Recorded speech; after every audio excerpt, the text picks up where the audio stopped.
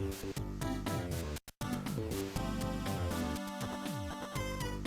everyone, welcome to this edition of the Not So Common Podcast. I'm Pat Country. This is a solo edition for Tuesday, November 13th, 2018, a week out of the midterm election voting. I hope you voted. I'm Pat Country.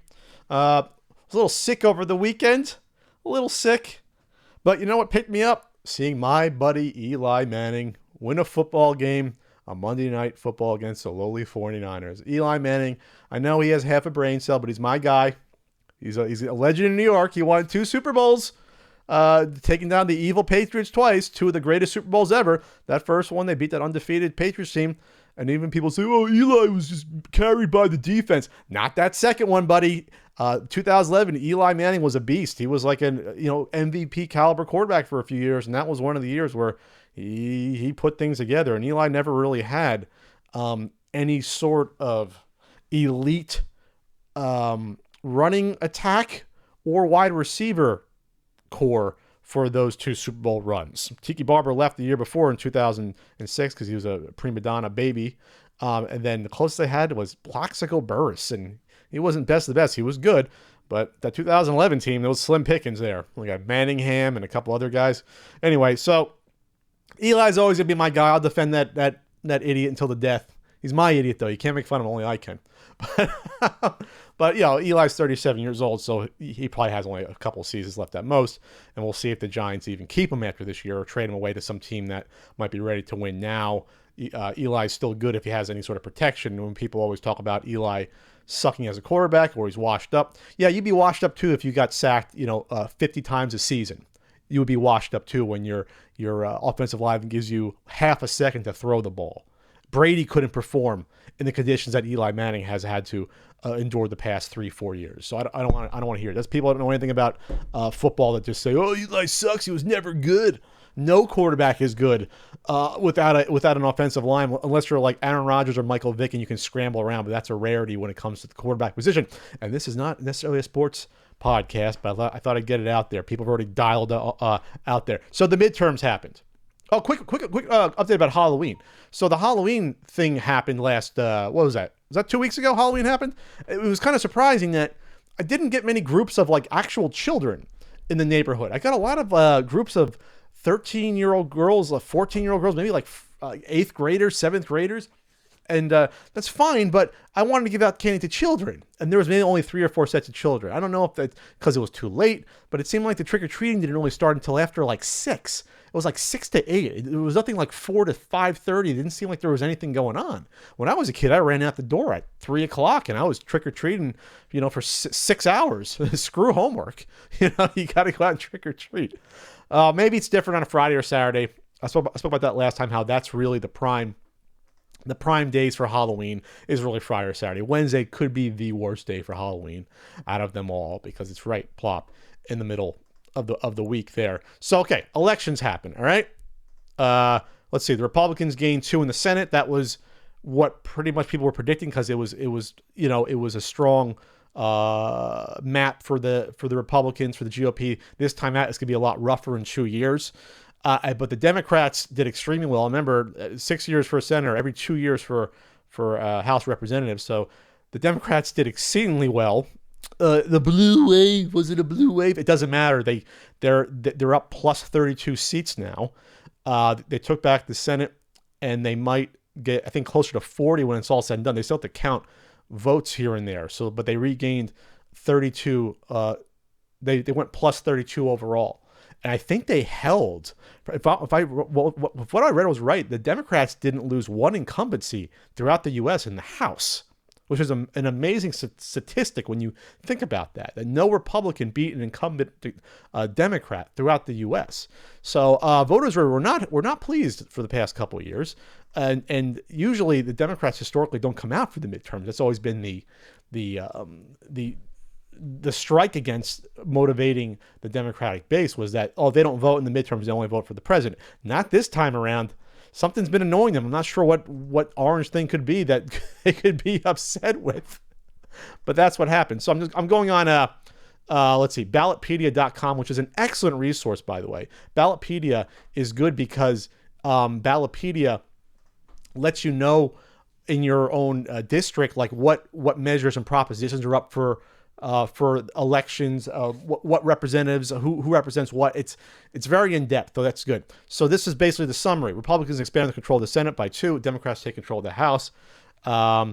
Their U.S. Senate election in Arizona switched for Democrat Kristen Sinema over Martha McSally. There's recounts still going on in Florida for Senate, Governor, and Agricultural Commission for all three, within 0.5% points in Florida.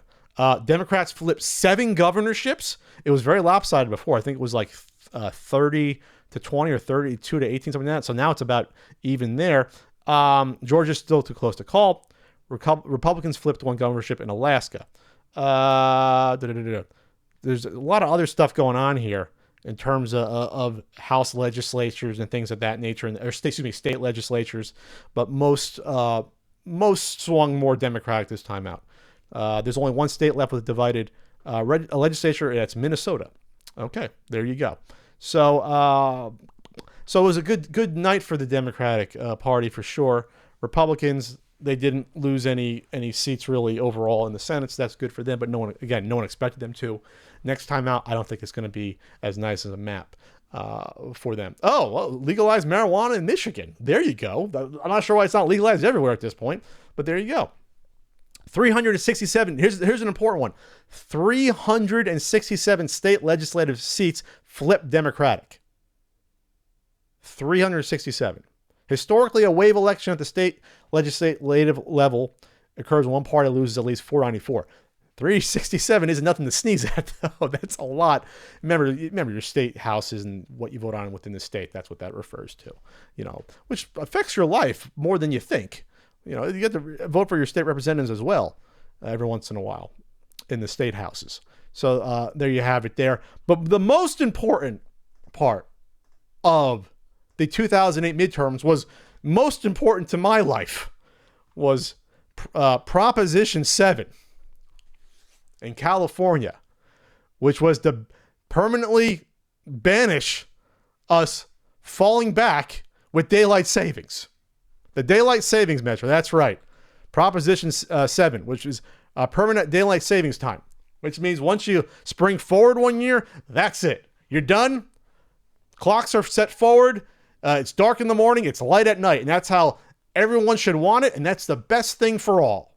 I am so depressed now. And we just, it was only a week and a half ago where we pushed the clocks back on that Saturday night, whatever it is, 2 a.m. becomes 1 a.m. It sucks.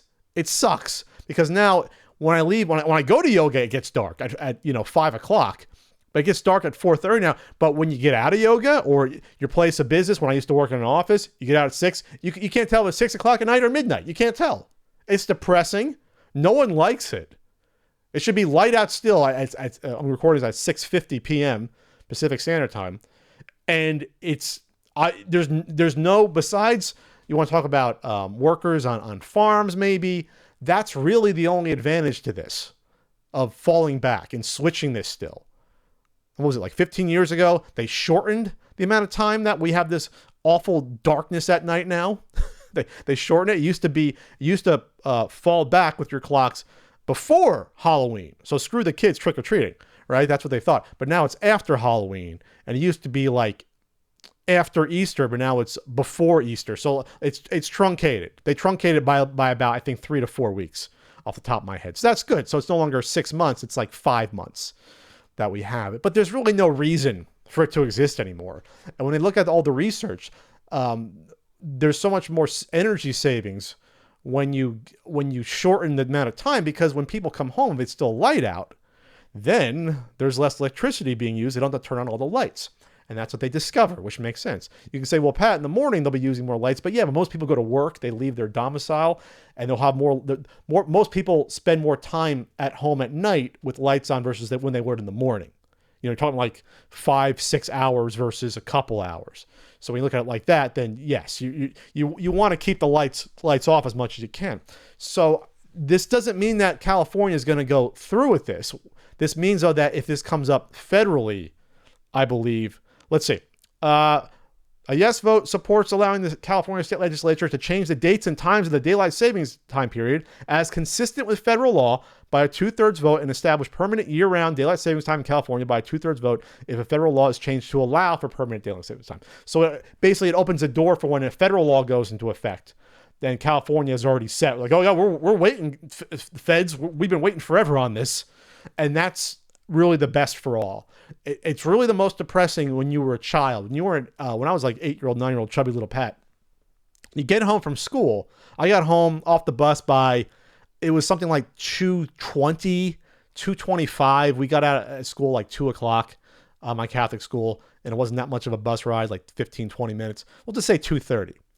So when the fall came, you're back in school, you get your sweatshirt on, you go play your street football, your street tennis, which is more of a street tennis on the asphalt was more of a summer activity. But street football, we still play wiffle ball, but street hockey we played.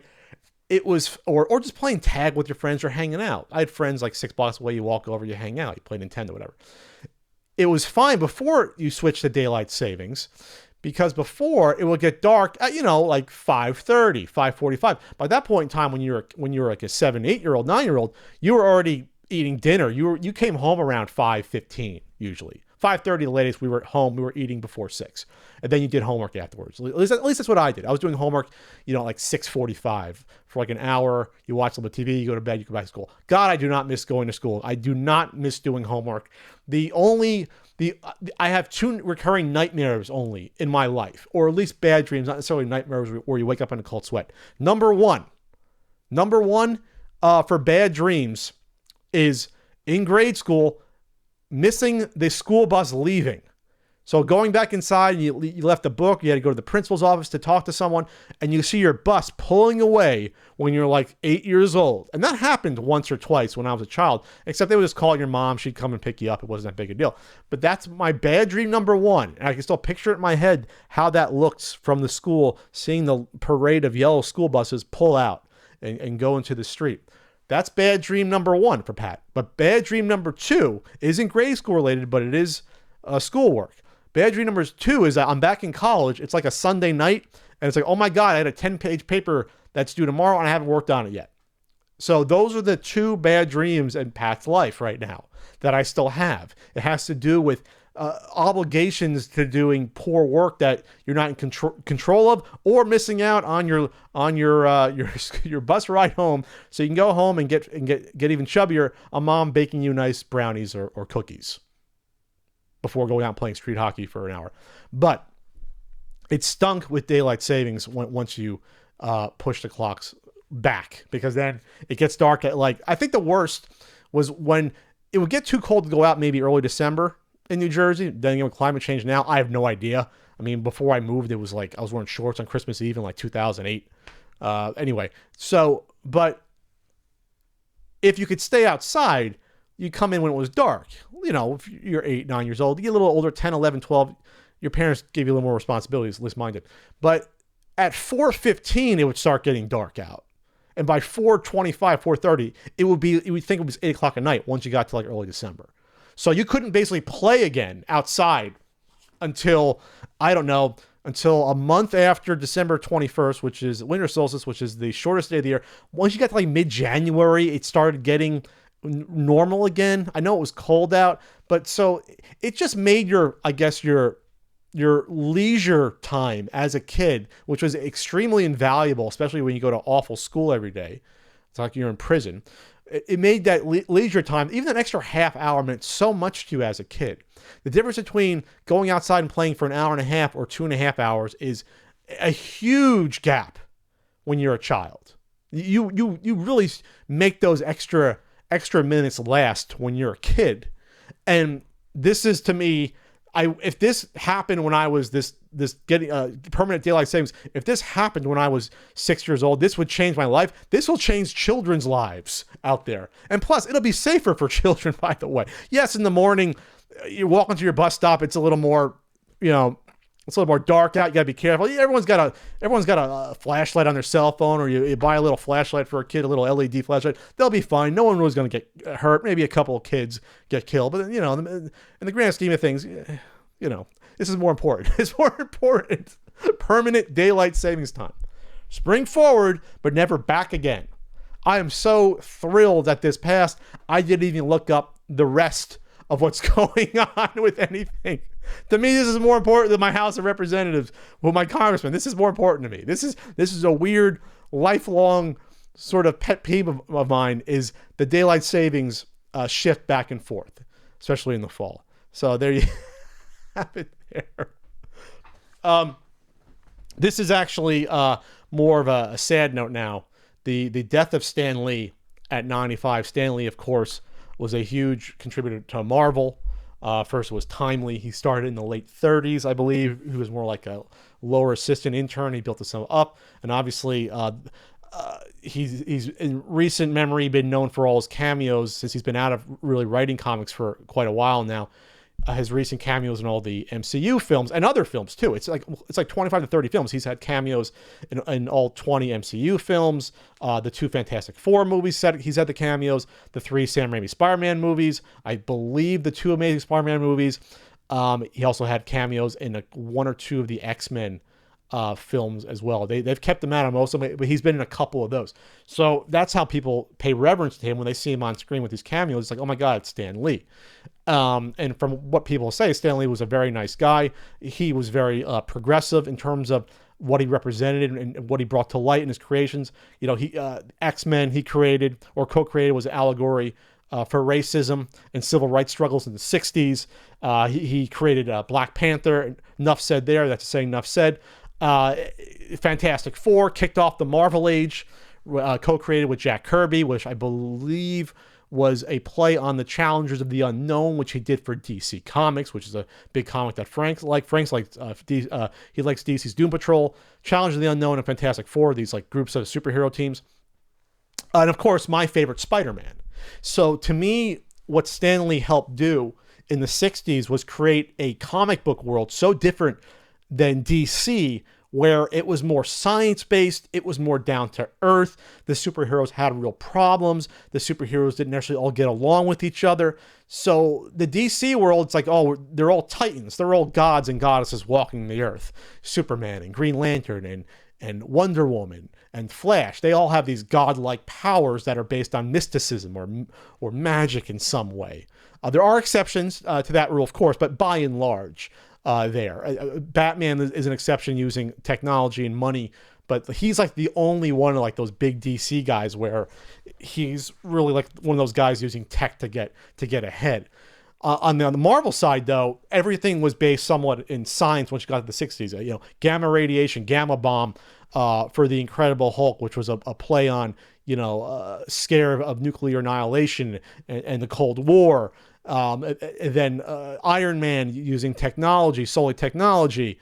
The Fantastic Four get beamed with cosmic rays in space. They were astronauts. So you saw a slight shift there. They were normal people that got endowed with these amazing powers, but mostly based on science. There's some exceptions. Yeah, Spider-Man was bit by a radioactive spider, but then Peter Parker created his own web shooters as a smart kid and created his own web fluid based. And obviously sci-fi stuff, but at least it was like, oh, this kid built his own web shooters. So it was great that Stan Lee had that much influence, because that really kick-started the comics superhero boom again. In the 50s, it was dying out. It died out totally with Marvel. Was it Captain America went away? What was it, 54? Captain America went away, and then for the next 6 years, there really weren't any superheroes with Marvel. They were doing horror comics and monsters and creatures and things of that nature.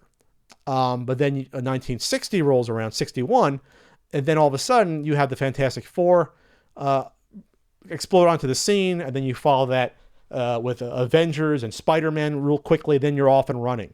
And that really, really started modern comics as we know and love today. Yes, DC still had Superman comics and Wonder Woman and Flash and Captain Marvel was there, the DC Captain Marvel, who's now Shazam. But those were sort of stuck in that creative rut where they hadn't changed in like 20, 25 years. They were still doing the same old. Superman shows up in a comic, he beats some guy up, and the next comic, the same thing. He beats some guy up. Marvel grounded it a bit more, where all the superheroes kind of were aware of each other more, but then it was a bigger deal when they came across each other by surprise, things of that nature. And yes, some comic fans will say, yeah, that happened with DC. But with Marvel, I think at least in the beginning, they did a better job of, at least when they started introducing all these characters, they made it a bigger deal. It was like, oh, this is the first time like an early Avengers where like Spider-Man shows up and like fights Giant Man, for example, things like that. Or an early Daredevil early Spider-Man, Amazing Spider-Man, I think it's 16, where Daredevil shows up, for example, still in his yellow costume. So that they had all these, like, it was really like how they almost portray it in the movies, where you have nothing. In the Marvel superhero scene went from nothing. All the superheroes disappeared. Submariner gone. The original Human Torch gone. Captain America on ice, which they retconned after he came back. Gone. And then all of a sudden, it's here. They're all here. They're appearing one after the other, which is kind of what Vision in Civil War was talking about. Oh, well, Iron Man shows up, then all these other heroes show up, and all the villains show up. So that really was not all to Stan Lee. You had people like Jack Kirby and Steve Ditko, obviously, and others that were helping with that. But he co-created Doctor Strange and X-Men, Fantastic Four, Incredible Hulk, Daredevil, Spider-Man, X-Men. So you can't imagine the Marvel universe without that, let alone these movies, just the comics I grew up with. And with Peter Parker specifically, he was, nearest and dearest to Stan Lee. Peter Parker sort of became the everyman sort of a geeky nerd character that didn't really exist before in comic books. He wasn't Superman, he wasn't Batman, a billionaire with a bunch of toys. Peter Parker, is a high school 15, 16-year-old kid that gets picked on by Flash Thompson. Liz doesn't like him. Liz Allen thinks he's a nerd. So he pines after the hot high school girl doesn't like him. He's a loner. He's a nerd. Nobody likes him. So when you're a kid growing up in any era, that's not really a common sort of superhero trope. At least back then, it was non-existent. So I think that's what appealed to me as a child, because I was not necessarily a loner, but I was picked on. I had glasses. I was nerdy. You knew other kids that were nerdy got picked on. And so I think that's what drew people to Spider-Man. And then Spider-Man, though, also had, even though he became, a successful superhero, and, the police were still after him in some aspects. J. Jonah turned the city against him. Being a superhero, he couldn't reveal his identity. So that meant like, oh, I'm a superhero, I can get all the girls and Liz will like me. Nope, couldn't do that. He couldn't beat up Flash Thompson, even though he technically could. With great power comes great responsibility. That's one of the best lines in the history of comics. And that's all Stan Lee's influence there. How do we make people identify more with our superheroes in our world? How do we give them the common man rub, so to speak, to make people more endeared to them? And that's why, characters like Spider-Man are so much more beloved today than characters like Green Lantern or Martian Manhunter or even Flash. These are fine characters, but they don't really get people's juices flowing like Spider-Man or Iron Man or even Daredevil. These more everyman people that have problems in their personal lives or things they have to overcome. And being a superhero doesn't always help. Iron Man gets alcoholism at one point. He's got a huge ego. Peter Parker becomes a superhero because he ends up slacking and not stopping a robber, ends up killing Uncle Ben. There's a lot of tragedy with these characters. And also in the Spider-Man comics, there was other issues tackled. Not just in Spider-Man, actually. In Daredevil, they tackled some issues there. There was, what was the famous one where a Vietnam vet comes back and becomes blind, and then Matt Murdock has to mentor him and help him out. Stan Lee made sure that Captain America during the Vietnam War era wasn't just pro rah-rah USA. He gave Captain America conscience and saying, no, I don't agree with this. I'm not going to go over there and fight. That's why Captain America, it wasn't like World War II where Captain America was punching out, Nazis. Captain America wasn't punching out the Viet Cong during the Vietnam War. He was out of that. He went off on his own during that period. And this is all Stan Lee's influence. Again, obviously I talked about the X-Men and that being just a huge metaphor for the civil rights movement and racism in the 60s. And there's more. I'm probably forgetting some, but you see, this is all why Marvel Comics from the 60s sort of took the lead at that point. And even one-off comic books, comic stories. Fantastic Four, and I'm not saying Stan Lee didn't write all these, but he wrote a chunk of these. Fantastic Four number, let's see, 51. Stan Lee wrote that. This Man, This Monster. Check it. It's a one-shot story. Has to do with a, let's see. There's a scientist that's jealous of the Thing. They swap bodies. Ben then he goes out without being the Thing for a while this other guy takes over. And then the scientist ends up sacrificing himself at the end, and everyone still thinks he's really Ben, but he's not. And then Ben loses his normal life again for the second time. It's a one-shot story. It's a tragic story on both ends of both Ben Grimm and this scientist that gets these powers but can't follow through with being the heroic Thing and then sacrifices himself. It's a beautiful story, but the point is that these were stories that weren't common before people like Stan Lee got involved. Made you think a little bit. They weren't just, the super villain of the week beat them up story. These were a little deeper than that. Amazing Spider-Man, what was it, 96, 97, I want to say? 96, 97. I own one of these. What is it?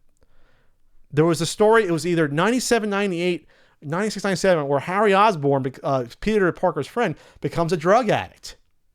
At the time, that was huge taboo to discuss. This is the late 60s, right? So it must have been 68, 69, or 70. So the Comics Code Authority didn't give them the little stamp. So the Comics Code Authority started in the 50s, and they had to approve every comic storyline after they had all the freaking, federal fucking almost tribunals about, violence in comic books, because they found one deranged kid with a stack of horror comic books from the 50s, and he took an axe to someone. So you couldn't come out with the comic unless they had a Comics Code Authority approval. It was a censorship thing. You couldn't have blood, overt amounts of blood. You couldn't have drug references, sex, nudity, things of that nature. But for that comic book, it was 96, Amazing Spider-Man 96, 98. For that comic book, they said, screw it. We think this is important to talk about drug addiction. We don't care what the Comics Code Authority is going to do. We're going to come out with it anyway. And that's what they did. And so for that reason, it's an important comic for that purpose. I'm trying to do Control F here and find this in this article, because I have one of the issues. I have not read all three. I think I have 96 or 97 there. Oh, it was 1971. Comics Code Authority refused to grant its seal because the stories depicted drug use. The anti-drug context was considered irrelevant. So Lee had the story published without the Comics Code seal. The comic sold well. Marvel won praise for its socially conscious efforts. The CCA subsequently loosened the code to permit negative depictions of drugs among New Freedom. So this is, again, I'm not going to be able to do justice to Stan Lee, and this is mostly off the top of my head, but these are the things that Stan Lee would champion. Progressiveness. Let's push the envelope about grounding our heroes and what stories we can tell here without just, it's not just about, brawny superhero A punches supervillain B in the face. Like that's where stories end up, but that's not what drives the story. That's not what keeps people coming back to read these stories. You have to make the characters interesting when they're in and out of their costumes. So he had a full life. He served in the Signal Corps in the Army during World War II. 95 years old. I know someone that has been around for signings. Nice guy. I think people are sad because they won't be able to see him in future Marvel movies, but a source tells me, and I think his manager said that, and he said that they've pre-filmed not just for the next few Marvel movies come out. I think they pre-filmed tons of cameos with Stan Lee, because obviously they knew the guy was getting older. He's 95, hard to get around. He's in like elderly care. So they filmed a bunch. I heard just random, scenes of Stan Lee in different locations, so you can have a superhero like sort of look on the street and cut to him doing something, which is smart to do that, and then it keeps Stan Lee's legacy around more. I feel like now going out to my bookshelf and reading my best of Marvel comics. It was like an all-one volume I got when I was like 20 or 18 years old, and I had some of these issues I talked to you about, like This Man, This Monster, Fantastic 451. I can't say check it out on YouTube because I don't know where you can look at these comics without buying a compilation.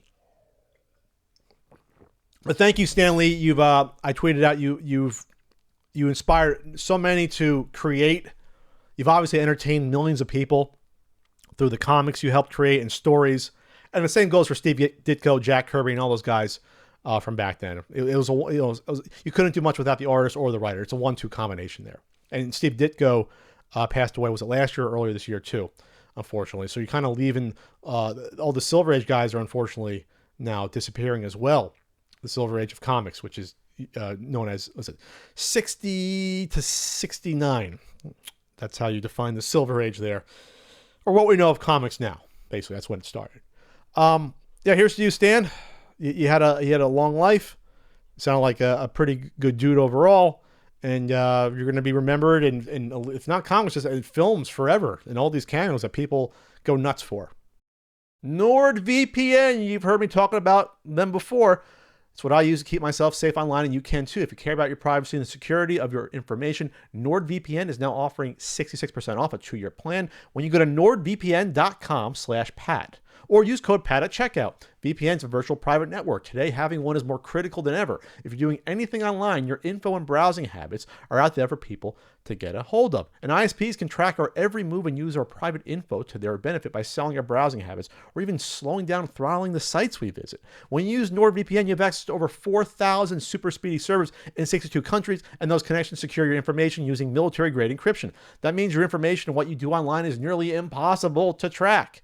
I use the NordVPN app on my phone and my laptop. It's available on iOS devices, Android, PC, Mac. It's unlimited bandwidth, and you get a money-back guarantee. And just one account lets you protect up to 6 devices.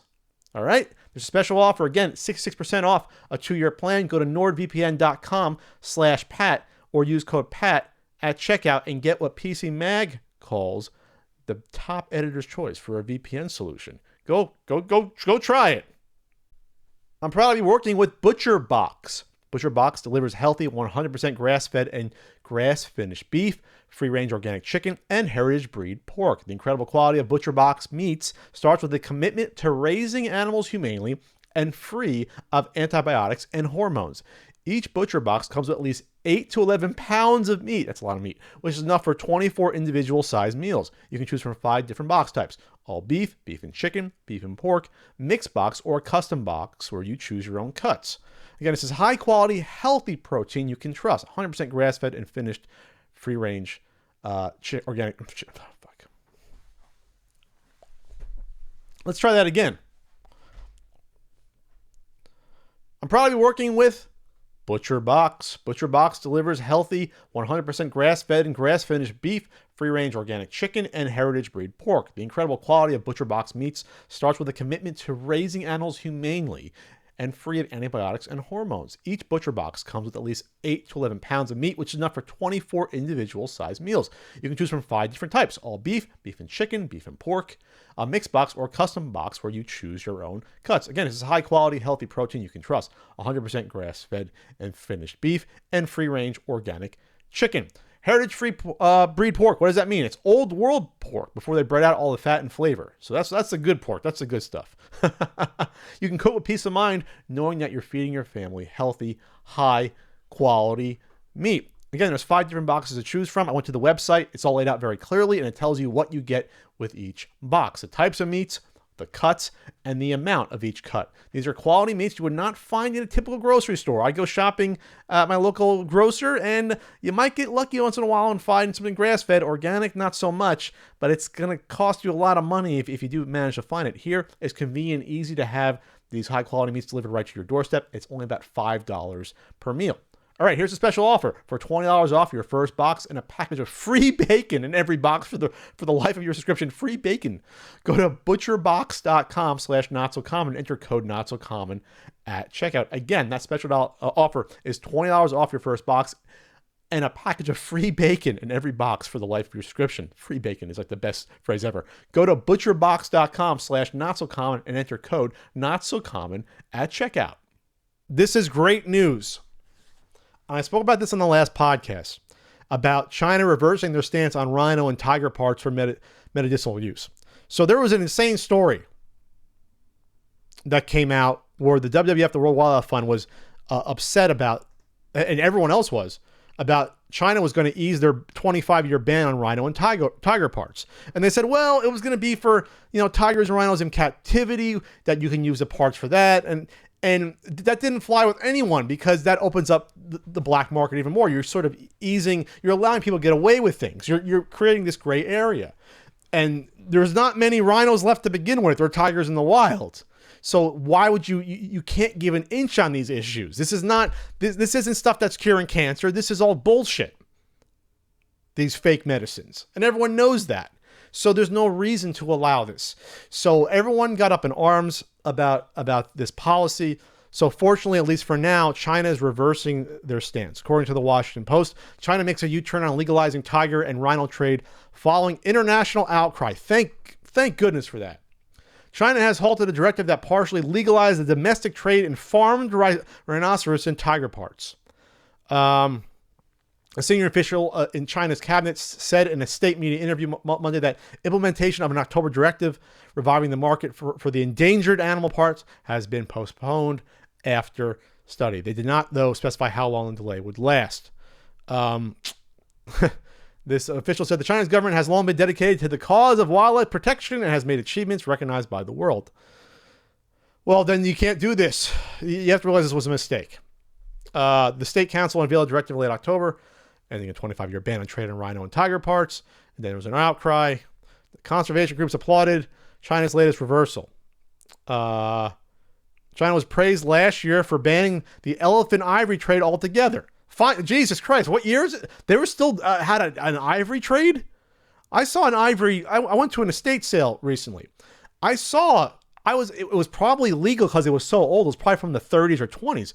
I saw this elephant carved thing with ivory panels on the side of the elephant. So it was like the rucksack you put on a horse, but for an elephant for travel, transportation. I could tell it was ivory. It was browned and golden and old, but it was ivory. I felt weird even looking at that and wanting to purchase that. It's probably fine. I mean, that elephant that they farmed that from or killed for that ivory has been dead since, the 20s, but I felt weird looking at that. And it's legal to own it's antique ivory things before like all these laws went into place. I just felt weird about that still. It's just wrong to me to do that. You're wasting these creatures that it's not like there's a million of these guys out there. There's not. You can't go to the store and buy more elephants and rhinos when they're gone from the earth. You can't do that. So I'm very happy about this reversal. And plus, it's just creepy to raise something as beautiful and as rare as a tiger in captivity just to, kill it for its fucking tiger balls or its bones. And they're not going to wait for them to die out of natural causes. If you want to make that argument, they would wait for that. They're not going to do that. This isn't like, this isn't like veal. At least someone's going to eat it for some purpose of value. And, veal's kind of a creepy thing when you really get down to it. I don't eat veal that much. Like once a year, go to an Italian restaurant or Frank will make it. But you see my point, though. At least you're consuming it for some good. This is, hocus pocus medicine that no one should believe in anymore. So there you have it. Good on China for reversing this, but that's why you can't you can't give an inch on this stuff, on this conservation. This is not a joke. I always say that if I became like a rich philanthropist, my money's going towards conservation efforts. It's going towards San Diego Zoo. It's going to getting more animals back out in the wild. And I hate to say, I'll hire some mercenaries. I'm joking, but hiring some mercenaries to go out to Africa and protect these animals. I think there's some out there, some ex-military U.S. They go out there and they're there by the elephants. They don't. If poachers come near them, it's going to be trouble. All right, this is going to be a somewhat short NASCOM podcast, I believe, but we have some questions. This is from. Oh no, I got one more weird story. Weirder than a reaction to a mobile game. It's a Japanese man happily married to 16-year-old hologram singer. Okay. So this is a guy who married literally a hologram. All right. This guy's name is Akihiko Kondo. We'll just call him Kondo.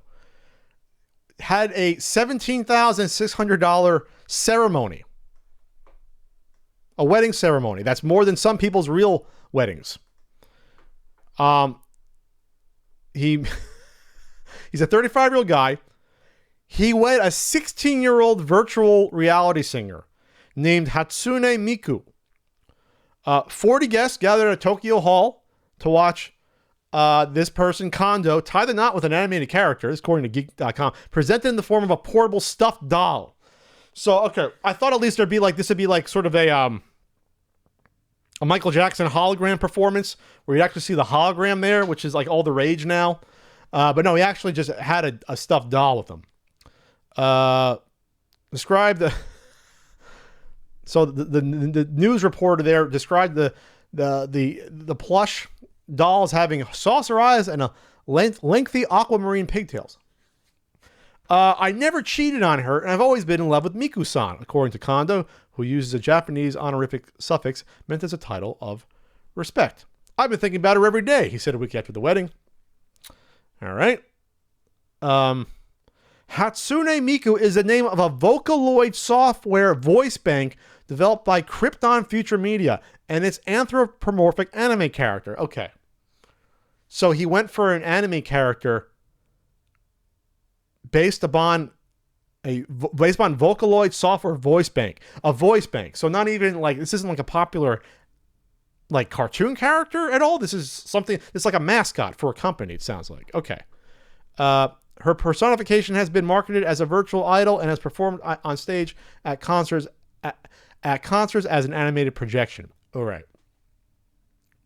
Kondo has been living with a moving, talking hologram of Miku, which floats in a $2,800 desktop device since March. They have hologram desktop devices. I can have one for Ian. He can just call in. I'll just have a hologram of Ian. Nate Doggett here on the when we do the CU podcast.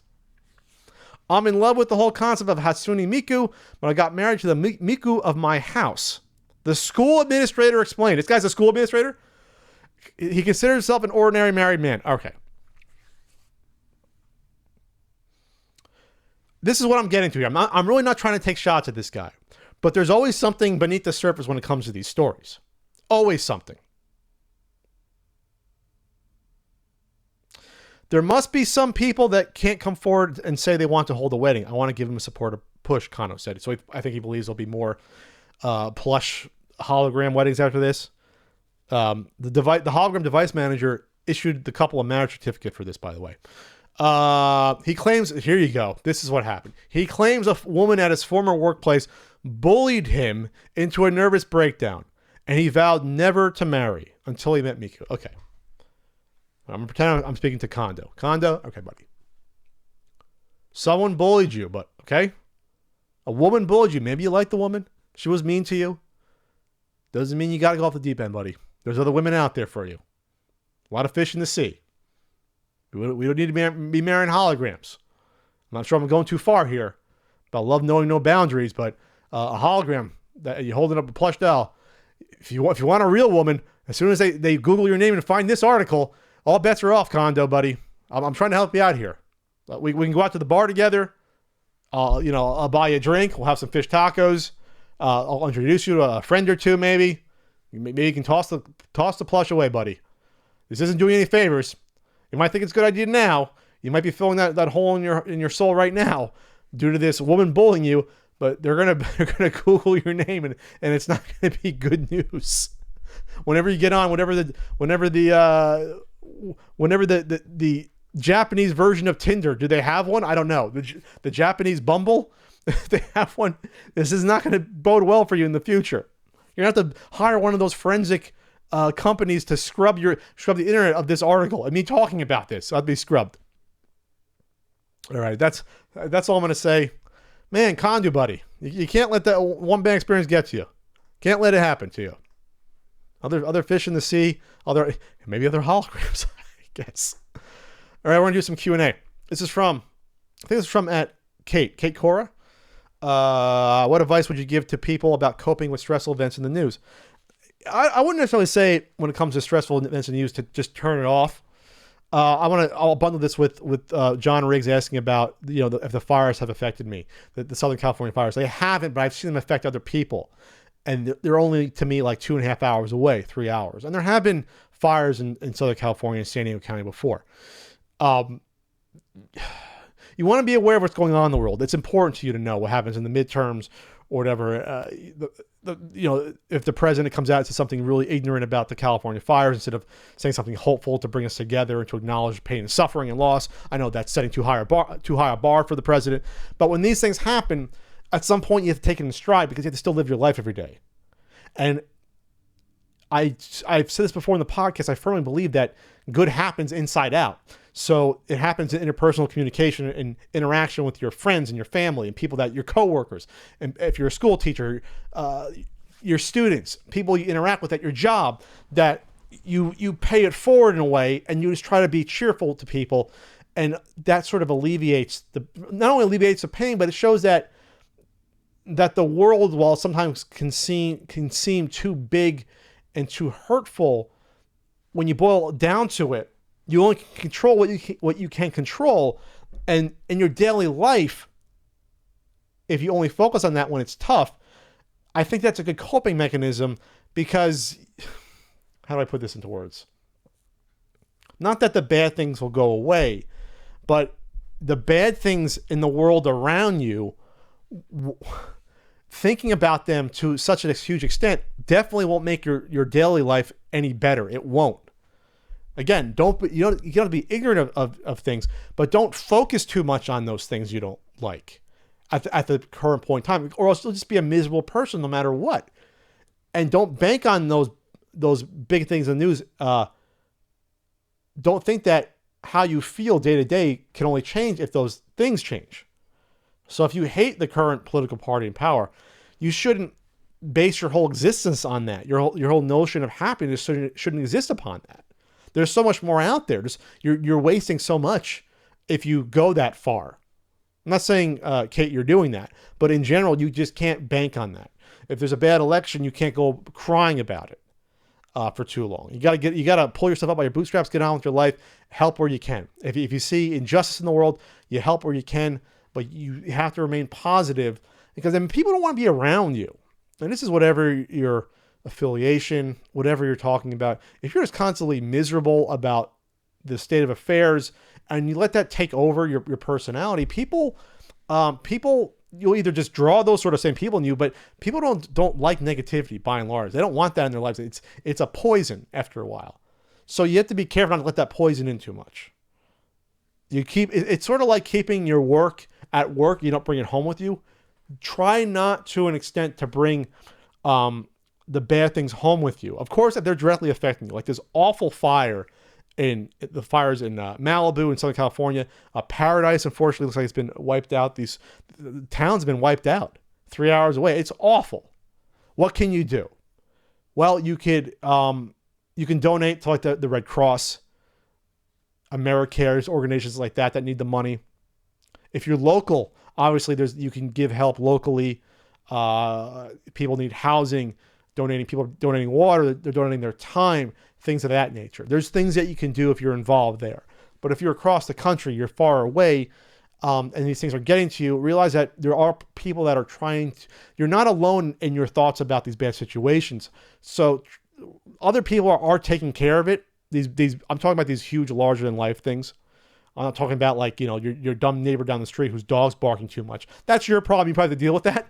But if there's something happening across the world, you can't necessarily deal with that. You can't focus on it too much. You just can't. It's just counterproductive. It's not going to accomplish anything. So I know that's sort of a weird answer, but stress in general though, if you want to just give general advice about stress, which I've had from time to time, being on the internet, breathing exercises are great. There's like a peaceful, meditation apps on your phone even that give you exercise and sounds. I'm a big proponent of yoga. I should do it more than once a week. The gym, talking to others, talking to a friend, things of that nature. Going to the movies, go see Bohemian Rhapsody, things like that. At Maz8891, Brian, any crazy Black Friday experiences or stories to tell? Not really. My dad would go out with my uncle on some Black Friday deals. They were usually like cheap, small TVs. I think it was like Tops was like a regional electronics store chain, at least in New Jersey, New York, like kind of like PC Richards, but smaller. I remember he went out. It used to be Midnight Madness. It literally used to be midnight. Now they open the stores, at 4 p.m. on Thanksgiving. But it was weird when they had Midnight Madness sales. So you would go out at midnight, 11:30, and they had doorbusters. Excuse me. So I remember one time my dad came back with my uncle, and there was like a cheap 20-inch TV, for like $150. Now, back in the 80s, that was like huge. Like a 20-inch TV cost like $500 back then. So TVs were expensive. Now you can buy a 20-inch LCD for like $100 in today's money. So I remember my dad coming back disappointed, saying, "Oh, they had like 5 of them there," and that's what happens with doorbusters sometimes. But no, I don't necessarily have any bad Black Friday sales. I stopped doing Black Friday probably in my mid-20s when I tried to go to Best Buy to get a computer deal. I was like, this is bullshit. It's not worth my time. And then after that, you had Cyber Monday, and you had all the online deals and Amazon with their insane deals. And that was the end of that. And I feel bad for these big businesses going out of business, like Circuit City and things of that nature. But God, going out and standing those lines really is awful. People would go out, my local Toys R Us and my local Best Buy, they would be outside at least 3 a.m. in the morning for Black Friday. And sometimes that was enough. I think one time we tried going out even like 8 o'clock when it opened, and the line was out the door. It's just nuts. So yeah, I haven't been to a Black Friday deal in an actual store, at least since I lived in New Jersey, 2008, 2007 at least. Okay, this is from, I don't know who left this one, but he said the man, Becky Lynch. Wow, Becky Lynch has been on fire on SmackDown. And I'm recording this before SmackDown. I don't see what happens, but she was on Raw. She invaded. She beat up Ronda Rousey. Of course, this is all storyline stuff. She got her nose broken by Nia Jax, who, by the way, is very dangerous in the ring. Nia Jax has only been wrestling for a couple of years. She's still very green. She still has injured more wrestlers than she should. And she straight up punched Becky nose in the face, bloodied her nose. The good news is that it was an awesome visual, and that blood all over her face. The camera was on her, and it was like a star-making moment, like when Stone Cold had the bloody crimson mask WrestleMania 13 against Bret Hart with Ken Shamrock refereeing. I guess lost all the audience members because talking about wrestling. But Becky Lynch, she was always a hard worker. The crowd always got behind her. They turned her heel. She's like now a tweener. They realized, oh wow, she's now the most popular wrestler, arguably, maybe not on the planet, but for WWE, she is beloved now. She's like the new Stone Cold, so to speak, and she calls herself the Man, which is funny as hell. But I think latest news I saw, she's out of Survivor Series because of a concussion due to that getting smacked in the face by Nia Jax. It was like a full-on punch. I know accidents happen in wrestling, but a full-on weight-behind punch, she got decked when you see the replay on that, which is a shame. But she'll come back stronger, and then, she's a superstar. You gotta let her run with the ball, as I say. WWE sometimes WWE screws up these situations, and when someone gets too hot, they throw some cold water on them. This is from Lexi at P Rationality. With the holidays coming up, any fun to share memories or things you missed from yesteryears, like specials or foods or anything that isn't as frequent nowadays? Well, I still love the Italian pastries for Christmas. I do miss the Sunday circulars. They still probably have them with the Sunday ads with the funnies with the comic section. I miss looking at all those, looking at all the Super Nintendo games I never would get, or all the Nintendo games and all the Chuck Norris figures. I miss though the Sears catalog and the Service Merchandise catalog, because they had everything. I mean, they had everything, not just toys and video games. They had everything from BB guns to computers to lawn furniture. It was like a 500-page Bible. But the toy section was insane, because the dioramas, especially the Sears catalog and the Service Merchandise as well, that was more, I think, Northeast Service Merchandise. The diorama displays they had for all the toys for like G.I. Joe and Transformers were beautiful. So it wasn't just like a regular Sunday circular. It was like, black and white pictures mocked up from an artist. The G.I. Joes and Transformers were like on like a dirt fort, or they were on like a diorama model, and it was great. So I remember making my lists, and I know I was greedy as a kid. I would ask for like 2 of each toy brand, which made life harder for my dad. That's why, looking back, I had like 2 Chuck Norris figures. I had a couple wrestling figures. I had a lot of G.I. Joe and a lot of He-Man figures. But most of the toy lines I had no more than 2. I had like 1 or 2 Thundercats because I asked for everything. So I should have had less Thundercats. And I had 1 Air Raiders toy. I had 2 Dungeons and Dragons figures when I was a kid. I think they're worth money now. So that's what I miss. I miss going through the circulars as a kid, but more importantly, going through the catalogs. That's just, you can't beat that. And making that Santa wish list that you realize when you were 6 years old was a sham because your dad didn't take off the Kmart and Bradley's price tags off your toys at Christmas. So by 1987 rolls around, 7-year-old Pat was like, yeah, there's no Santa. My dad's not even trying to hide it. Wasn't even trying to hide it. My mom either. They were just like, no, just give me your list. I was like, okay, thanks, Dad. That's magical. Finally, at Mia 7118, do you miss New Jersey? You know what? I go back to Jersey once a year now. I go back